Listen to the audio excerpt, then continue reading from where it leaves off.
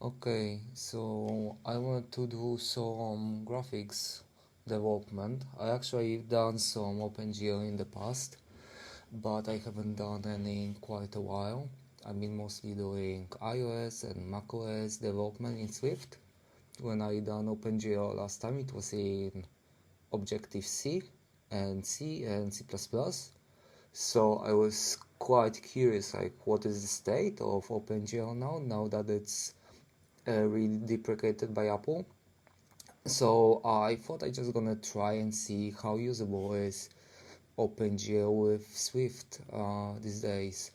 In the documentation, if you look up anything on OpenGL, if I can show something, it's gonna show everything that as deprecated. It works perfectly fine, but oh, this is fine. Okay. But most of the functions are just gonna be let's start deprecate, for example this one, but it all works perfectly fine.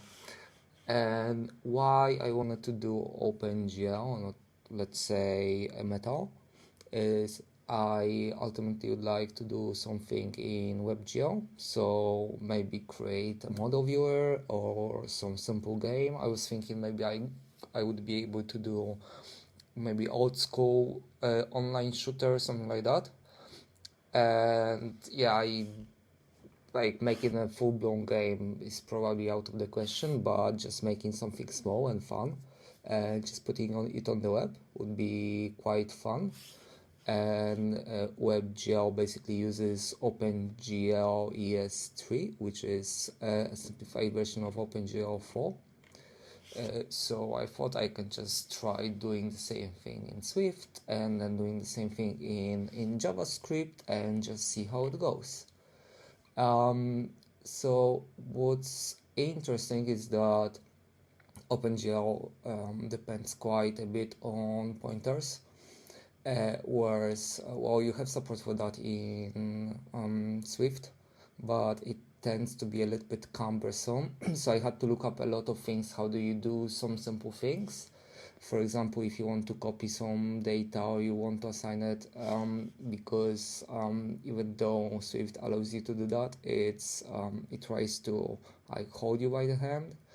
So if you look up, where do I have some stuff? For example, on here, when you want to copy some data into the GPU, in C you would basically pass a pointer, but in Swift you have to do all this song and dance using unsafe pointers.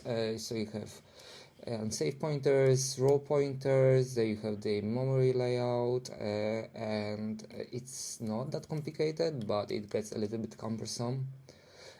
So that was interesting as well, getting it to work.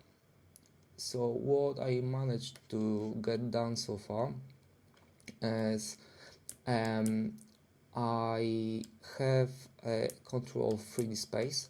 So first of all, I can do an FPS style camera. I can go up, back, forward, down, and so on. And then I can also do an arc ball camera. And what I try to do is to make it smooth. So for example, now I'm doing arc ball, but I can just smoothly go into the FPS camera, and then I can do again arc ball camera. So that was interesting. And what I have here is 3 different models. So first one, this little cube over here, this is generated in code, so it's just a bunch of different vertices and normals just created in code, hard-coded. Then the bear is loaded from away from OBJ file. It's quite simple text file, So it has vertices and normals, things like this. It's quite popular, quite easy to use, so you can see that it has texture. I also implemented so far only the directional light. It has ambient light, so you can see it's slightly visible from the side. It has diffuse light, but also you can see that there is a little bit shiny at points, so there is specular as well. I'm going to implement point lights and how it's called, the cone light as well.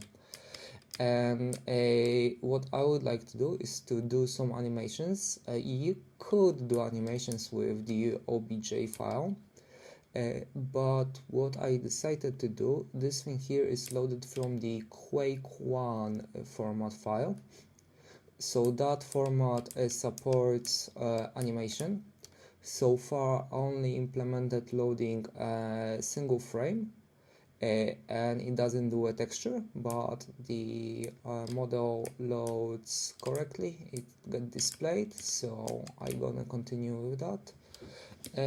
So yeah, if you're curious how to get something like this done, have a look at the code base. I put a link for this in the description of the video. I try to keep it quite organized, so you can see there are separate files for loading the models. There is separate one for handling the camera, light, input, and then setup for the OpenGL is done in GeoView, and the content view. So the way it's done is that it's a SwiftUI app, which uses how it's called, where is it, NS OpenGL view, which is wrapped in NS view representable. And yeah, that's basically how it's set up. So yeah, I'm gonna keep working on it and add some additional features. I know, I'm not really sure if it's gonna go much further than this. Maybe I'm gonna make just a model viewer or something like this, because ultimately I want to do a JavaScript web app for this, which I already started a little bit, but the Swift one is more advanced. So yeah, if you're interested in this, then have a look at the code base. Thanks.